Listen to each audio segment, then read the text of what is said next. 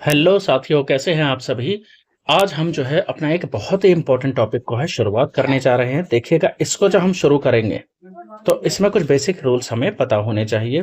तो इस basic rule के लिए हमें कुछ चीजें पता होनी चाहिए, उसको हम पढ़ लेते हैं। चलिए, तो सबसे पहले इसमें जो बात होती है वो बात होती है राइट एंगल ट्रायंगल। किसकी बात होती है? राइट एंगल ट्रायंगल की बात होती है। ये राइट एंगल ट्रायंगल होता है, ठीक है। और इसमें जो है एक एंगल जो होता है वो 90 डिग्री का होता है। ओके, इसको भी मान लेते हैं, ये 90 डिग्री है। अब यहाँ पे इनको कुछ नाम दे देते हैं, चलिए आसानी होगी समझने में। जैसे मान लीजिए ये ए है, ये बी है और ये सी है। यहाँ पर भी नाम दे देते हैं हम, ये पी है, ये क्यू है और ये आर है। अब यहाँ पर कुछ बेसिक चीजें हम जानते हैं कि जैसे कि इसमें एक वर्ड आता है ट्रिग्नोमेट्री में जिसे हम थीटा के नाम से जानते हैं। ये थीटा आखिर होता क्या है? इस थीटा का मतलब होता है एंगल। क्या मतलब होता है इसका? एंगल मतलब होता है इसका। अब ये एंगल है, ये एंगल आपको दिया होता है इन दोनों के बीच में। इन दोनों के बीच में कहां पर दिया होता है? या तो दिया होगा यहां पर, या दिया होगा यहां पर। यहां पर थीटा गिवन होता है आपका, ठीक है, यहां पर। और या फिर दिया होता है आपके यहां पर, ठीक है। ये दो जगह पे आपको थीटा दिया होता है। इस साइड नहीं होता, 90 डिग्री के साइड नहीं होता है, क्योंकि ये तो ऑलरेडी हमें गिवन है कि ये 90 डिग्री है। इस थीटा का मतलब एंगल है। अब इसमें क्या चीज है, देखिए क्या फर्क है दोनों के दोनों में। इसमें फर्क क्या हो जाता है वो देखेंगे हम ध्यान से। अब देखिए, यहां पर अगर एंगल है, यहां पर ये पॉइंट अगर हमारा एंगल है, तो इसके सामने वाले इस लाइन को हम जो है हमेशा किस नाम से जानते हैं? परपेंडिकुलर के नाम से जानते हैं। परपेंडिकुलर के नाम से जानते हैं, ठीक है। चलिए पूरा लिख देते हैं। और ये वाली जो लाइन है इसे हम बेस के नाम से जानते हैं। ओके, और ये वाला तो सबको पता ही है कि ये हाइपोटेनियस होता है। ओके, ये हाइपोटेनियस है। अगर एंगल यहां पर हुआ तो, यानी एंगल यहां पर है, ये एंगल यहां बन रहा है, तो इसका मतलब यहां पर जो है हमारा परपेंडिकुलर।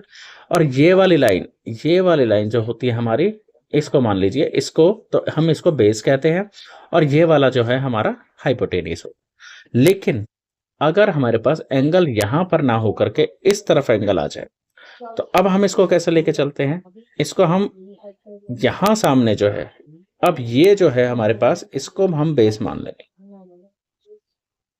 ठीक है। अब ये बेस हो गया, तो इसके साइड ये नीचे वाला जो है हमारा, ये वाला, ये हमारा परपेंडिकुलर हो गया। ओह सॉरी सॉरी, थोड़ा सा इसको रिवाइंड करते हैं, ठीक है। थोड़ी सी मिस्टेक, सॉरी। यहां पर ये जो होती है हमारे पास में, इसको हम परपेंडिकुलर कह देते हैं।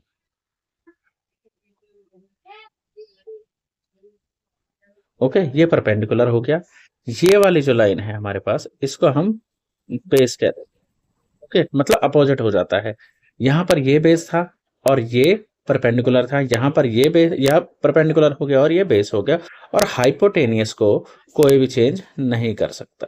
हाइपो तो हाइपो है, ठीक है, इसको कोई चेंज नहीं कर सकता। ये सबसे बड़ी भुजा होती है, सबसे बड़ी साइड होती है। तो इतनी बात हमने समझ ली है, ठीक है। तो कुछ और आगे चलते हैं इसको समझने के लिए अच्छे से कि आखिर हम कर क्या रहे हैं, ठीक है। चलिए हम आगे अपना टॉपिक समझते हैं।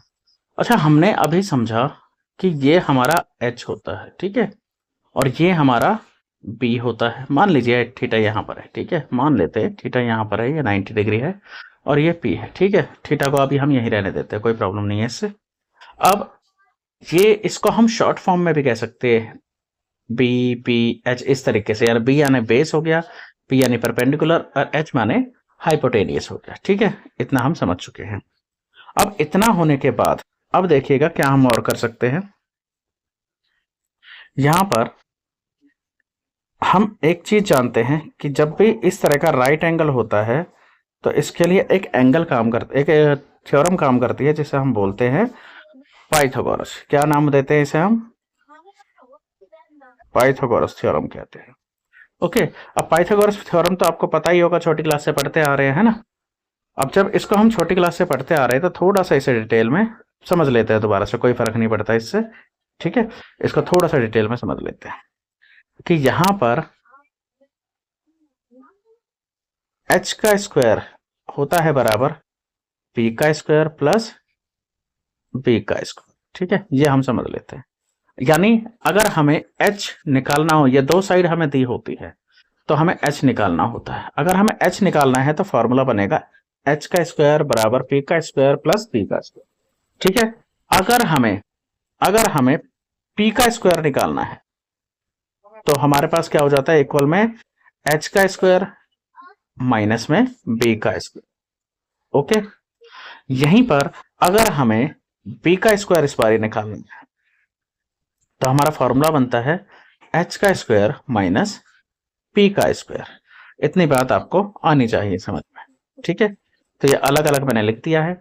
अब यहां पर अब एक चीज गौर करेंगे कि जब आपको h निकालना है तभी हम केवल इन दोनों चीजों को प्लस करेंगे, अदरवाइज p निकालना है तो उसको h में से माइनस करेंगे, b निकालना है उसको भी h में से ही हम माइनस कर रहे हैं। इतना आपने समझ लिया। तो ये हमारी पाइथागोरस थ्योरम होती है। चलिए और कुछ हम इसमें समझ लेते हैं। अब देखिए कि यहां पर कुछ कॉम्बो बन रहे हैं, उन कॉम्बो को देख लेते हैं कि हमारे पास P अपॉन में H ये इसमें बन रहा है ना। देखिए P अपॉन में H बन रहा है। अब इसके बाद में हमारे पास में B अपॉन में H बन रहा है। ठीक है, एक इसको ले लिया, एक इसको ले लिया, और हमारे पास में क्या बन रहा है, और हमारे पास में बन रहा है यहाँ पे P अपॉन में B बन रहा है। ठीक है, एक इसको लिया मैं। ठीक है, इसको हम एक टेबल में रख लेते हैं इसके अंदर इस तरीके से। ठीक है, अब ये हमने यहाँ पे रख लिया है। अब हमें एक चीज और यहाँ पे ध्यान देनी है कि ये P अपॉन में H, B अपॉन में H, P अपॉन में B ये लिख तो लिया है, लेकिन आखिर ये लिखा क्यों है, ये क्या लिखने का पर्पस है हमारा, है ना। तो यहाँ पर हम इसको देखेंगे कि इसको लिखने के लिए जैसे हमने लिखा सबसे पहला P अपॉन में H, इसका मतलब होता है साइन थीटा।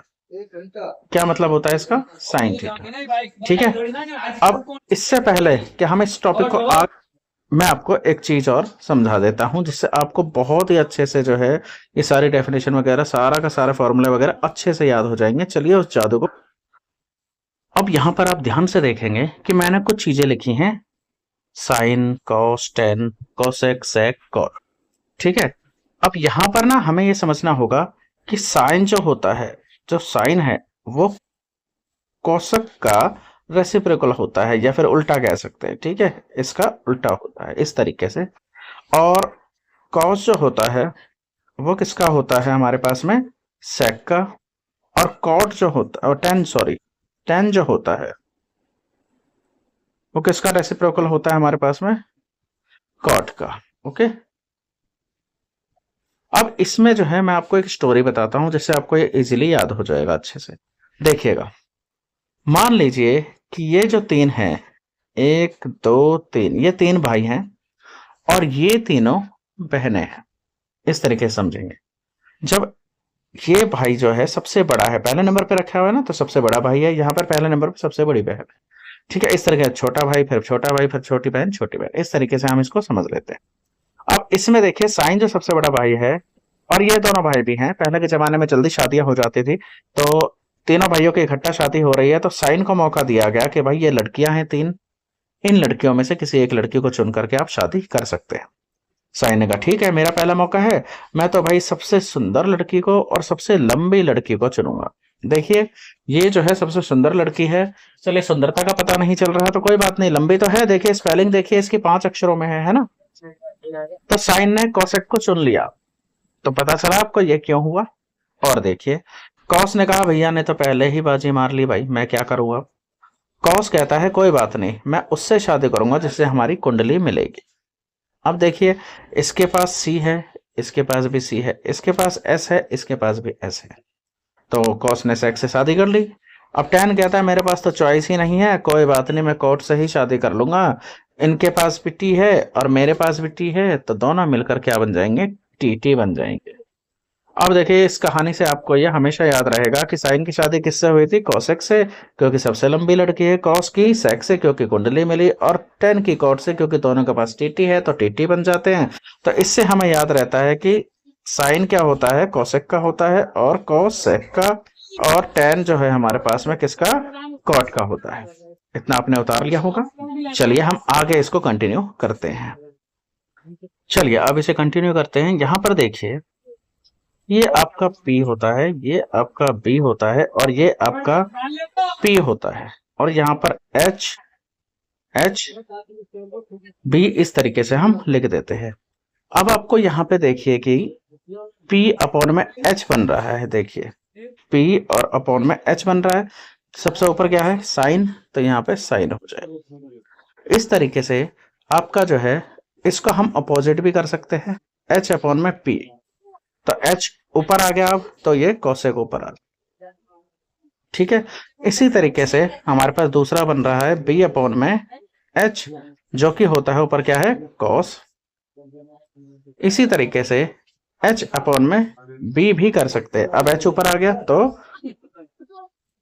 सेक। इसी तरीके से P अपॉन में B कर सकते हैं, जो कि होता है हमारे पास 10। इसी तरीके से B अपॉन में P कर सकते हैं, जो होता है हमारे पास में कॉट। अब इसको कैसे याद करेंगे कि P अपॉन में H या B अपॉन में P क्या है क्या नहीं है ना। इसको याद करने के लिए देखिए एक शानदार सी ट्रिक है हमारे पास में। चलिए शुरू करते हैं।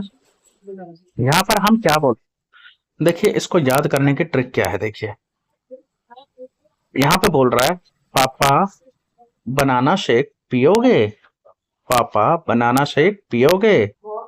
पापा बोलते हैं हाँ हाँ भोले, हाँ हाँ भोले, सोना चांदी तोले। आई बात समझ में, क्या बोला मैंने, पापा बनाना शेक पियोगे, हाँ हाँ भोले, सोना चांदी तोले। सोना मतलब साइन, चांदी मतलब कॉस, तोले मतलब 10। तो इस तरीके से ही हो जाएगा आपका, है ना। बहुत अच्छी सी ट्रिक है, इसको आप याद कर लीजिएगा। और यहां से भी आपको पता चल रहा है कि साइन क्या होता है, P अपॉन में H। देखिए P ये रहा, H ये रहा, ठीक है। इस तरीके से साइन बनता है। और H अपॉन में P ये हमारा कॉसेक बन जाता है, ठीक है। इसको भी आपने ध्यान में रखना है। इसी तरीके से B अपॉन में H आपका कॉस, और H अपॉन में B आपका सेक हो जाता है। P अपॉन में B आपका 10, और P अपॉन में P आपका कॉट हो जाता है। इस तरीके से फाइनल ने ये चीज समझ ली है। अब आपको उम्मीद है कि ये अच्छे से टॉपिक समझ में आया होगा। अब हम इसके जो है अगली वीडियोस में इसकी जब एक्सरसाइज शुरू करेंगे, तो वहां पे आपको समझने में बहुत इजी रहेगा, बहुत अच्छे से आप इसको समझ पाएंगे। उम्मीद करता हूँ वीडियो आपको पसंद आई होगी। आप हमारे चैनल पर नए हैं, आप चैनल को सब्सक्राइब कीजिए, दोस्तों के साथ शेयर कीजिए। इस चैनल पर आपको क्लास 10th की बहुत ही अच्छे से वीडियोस कराई जाएंगी, पूरा सिलेबस कराया जाएगा मैथमेटिक्स का। तो आप अपने दोस्तों का शेयर कीजिए, और साइंस से रिलेटेड टॉपिक आपको यहाँ पे कराए जाएंगे। उम्मीद है कि आप चैनल को सब्सक्राइब करेंगे। मिलते हैं अगली वीडियो में, तब तक के लिए धन्यवाद।